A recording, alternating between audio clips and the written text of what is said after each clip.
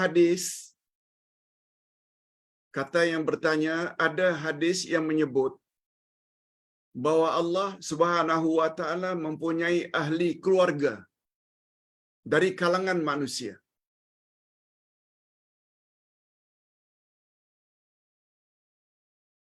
Ada hadis yang mengatakan bahwa Allah mempunyai ahli keluarga dari kalangan manusia. Sahihkah hadis tersebut, Pak Ustaz? Dan jika sahih, apa maksudnya Allah memiliki ahli keluarga dari kalangan manusia? Mohon pencerahan, Pak Ustaz. Hadirin dan hadirat rahimakumullah.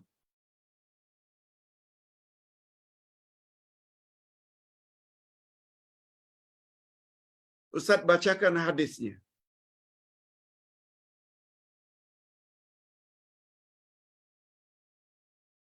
Qala Rasulullah sallallahu alaihi wasallam, "Inna lillahi ahlina minan nas." Qalu, "Ya Rasulullah, man hum?" Qala, "Hum ahlul Qur'an wa ahlullahi wa khassatuh." Yang artinya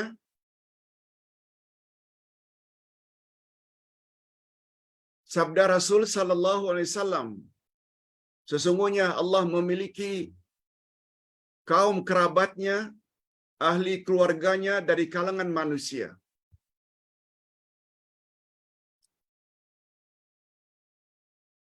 Inna lillahi ahlin minan nas. Sesungguhnya Allah ada ahli keluarga dari kalangan manusia. Para sahabat bertanya, "Man hum ya Rasulullah?" Siapa mereka ahli keluarga Allah dari kalangan manusia? Jawab baginda, mereka adalah ahli Quran. Mereka adalah kerabat Allah. Mereka adalah orang-orang pilihan Allah. Hadis riwayat Ibnu Majah. Hadis riwayat Ibnu Majah. Apa derajat hadis itu, Pak Ustaz? Kata pakar hadis, hadisnya sahih. Termasuk Syekh Nasaruddin Albani. Kata beliau, hadis ini sahih yang diriwayatkan oleh Ibnu Majah. Sekarang timbul pertanyaan, apa maksud ahli keluarga Allah dari kalangan manusia? Ketika ditanya siapa mereka, Nabi jawab, mereka adalah ahli Al-Quran. Mereka adalah kerabat terdekat bagi Allah. Apalagi kerabat itu memang maknanya dekat. Mereka adalah pilihan Allah. Jangan ragu, hadis ini sahih. Cuma sebagaimana Ustaz selalu sebut, terjemahan Al-Quran atau hadis ada dua. Ada terjemah harfiah, literal translation, direct translation. Ada namanya terjemah maknawiyah. Supaya tidak tersalah, kita perlu tahu terjemah maknawiyah. Untuk Al-Quran namanya tafsir, untuk hadis Nabi namanya syarah. Apa syarahnya, Pak Ustaz? Ahli Quran itu orang yang suka membaca Al-Quran. Apalagi kalau dia hafal Al-Quran. Termasuk dia juga memahami makna Al-Quran. Dia mengamalkan isi kandungan Quran dalam hidupnya. Quran dijadikannya pedoman. disebar-sebarnya Al-Quran kepada orang lain. Dia berakhlak dengan akhlak Al-Quran. Suruhan-suruhan Allah dia buat. Larangan-larangan Allah dia jauhi. Dia orang yang relatif sangat sedikit melakukan dosa. Orang yang bukan saja buat suruhan Allah yang wajib, tapi juga banyak buat yang sunat-sunat. Sama ada salat, puasa, zakat, haji, umrah. Itu maknanya mereka adalah kaum kerabat Allah dari kalangan insan. Semua ulama hadis mengatakan keluarga atau kaum kerabat Allah, manusia pilihan Allah itu bukan setakat pandai membaca Quran. Bukan. Juga bukan orang yang hanya hafal Al-Quran. Tetapi sebagaimana yang kita sebut, dia mesti memiliki 5 perkara terhadap Al-Quran. Pertama, beriman pada Quran. Ini maknanya orang kafir yang tak beriman bukan ahli keluarga Allah. Alhamdulillah kita Muslim beriman pada Quran adalah kalamullah. Tak boleh dipalsukan hingga kiamat. Yang kedua, kita baca Al-Quran dengan tajwid yang betul. Yang ketiga, kita faham Al-Quran, tafsirannya, tadabburnya. Dan dengan kefahaman itu kita amalkan dalam kehidupan sehari-hari. Suruhan-suruhan Quran kita buat semampu yang kita boleh. Larangan-larangan Allah kita jauhi. Dan andai kata terlanjur, kita lekas-lekas taubat. Dan yang kelima, kita sebar-sebarkan Quran sesuai dengan kemampuan kepada orang lain. Selain itu juga kita berakhlak dengan akhlak Al-Quran sebagaimana akhlaknya Rasulullah sallallahu alaihi wasallam, sebab akhlak Rasulullah adalah Al-Quran. Setelah baginda wafat, istri Rasul ditanya, bagaimanakah sikap, akhlak, budi pekerti Rasulullah? Lalu istri Rasul menjawab, kana khuluquhu Al-Quran. Akhlak Rasulullah adalah Al-Quran. Maknanya, apa saja yang Allah suruh, baginda buat. Apa saja yang Allah larang, baginda jauhi. Itu baru dinamakan ahli Al-Quran. Mereka adalah orang-orang pilihan Allah. Itu sebabnya kita perlu belajar tafsir. Itu sebabnya kita perlu belajar Al-Asma'ul Husna. Itu sebabnya kita perlu belajar ilmu akidah. Jadi ringkasnya, memang betul Allah ada kerabatnya dari kalangan manusia. Kerabat maknanya orang yang sangat dekat dengan Allah. Dari kalangan manusia, ketika baginda ditanya siapa mereka, mereka adalah ahli Al-Quran. Mereka adalah orang-orang pilihan Allah. Jangan diartikan kaum kerabat Allah itu sebagaimana kaum kerabat kita sesama manusia. No. Tapi dengan makna yang Ustaz sebutkan tadi. Allahumma ja'alna minhum. Ya Allah, masukkanlah kami ke dalam golongan yang dikatakan sebagai ahli keluarga Allah Subhanahu wa taala dan pilihannya. Berilah kami kemampuan ya Allah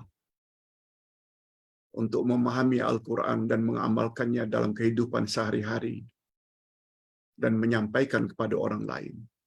Allahu Akbar. Hadisnya riwayat Ibnu Majah dan dinilai sahih oleh Syekh Nasaruddin Albani.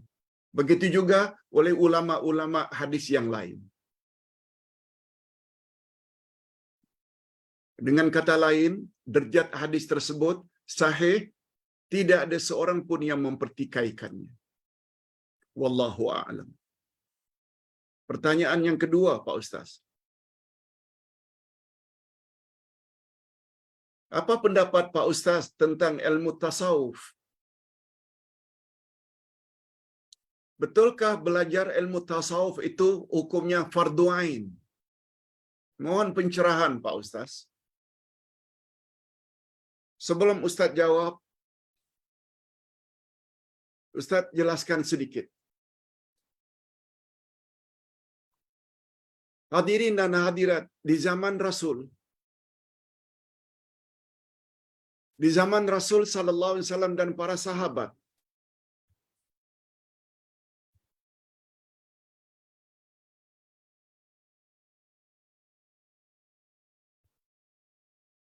tidak ada pembahagian ilmu. Semua ilmu yang datang dari Quran dan Sunnah dipanggil dengan ulumul Islam.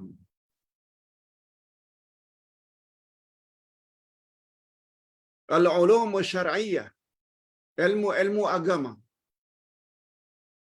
Di zaman Nabi dan para sahabat tidak ada pembahagian tentang ilmu. Ilmu fiqh, ilmu akidah, ilmu akhlak, tak ada. Istilah itu tak ada.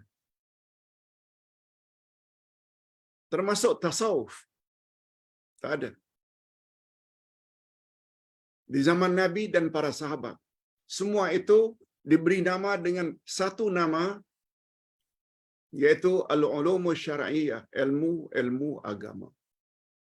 Baru kemudian setelah berkembang atas inisiatif para ulama,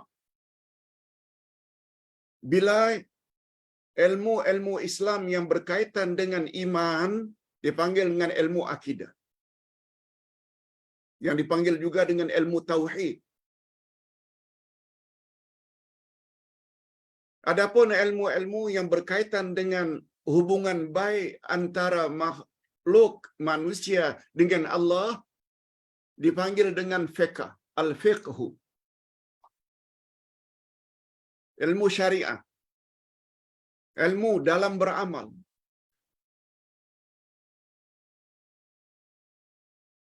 Kemudian ilmu-ilmu yang berkaitan dengan pembersihan hati,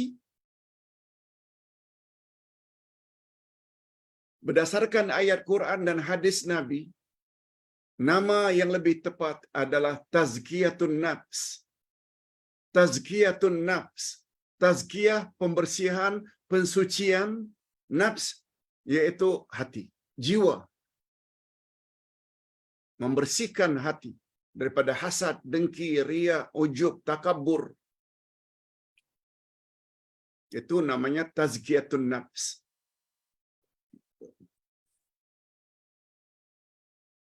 Adapun ilmu tasawuf tidak ada datang daripada sahabat. Dia muncul kemudian, yang pada umumnya dibawa oleh orang-orang tarikat. Nama asalnya adalah tazkiyatun nafs, pembersihan jiwa. Kalaulah yang dimaksudkan ilmu tasawuf itu adalah tazkiyatun nafs, pembersihan jiwa, hati dari riya, hasad, dengki, ujub, takabur, memang hukumnya fardu ain. Tapi Ustaz lebih cenderung untuk mengatakan ilmu itu nama lebih tepat adalah tazkiyatun nafs, pembersihan jiwa. Tidak gunakan istilah tasawuf, silakan. Tapi Ustaz, berdasarkan pembacaan Ustaz, ia tidak datang dari Nabi dan para sahabat. Semua kita tahu pembersihan jiwa sangat mustahak. Kalau jiwa tidak elok, semuanya akan jadi tidak elok. Sebagaimana sabda Nabi, Inna fil jasadi mudghah, idza saluhat saluhal jasadu kullu, wa idza fasadat fasadal jasadu kullu. Ala wahyal qalb. di dalam setiap tubuh manusia ada seketul daging. Bila seketul daging itu elok, maka elok seluruh tubuh. Seketul daging itulah. Bila rosak seketul daging itu, maka rosaklah seluruh tubuh. Seketul daging itulah yang dipanggil dengan hati. Oleh sebab itu, bila hati dibersihkan, tingkah laku kita semuanya akan jadi baik. Bila hati itu tidak elok, banyak penyakit-penyakit hati, hasad, dengki, ria, ujub, takabur, akan jadi tidak eloklah manusia.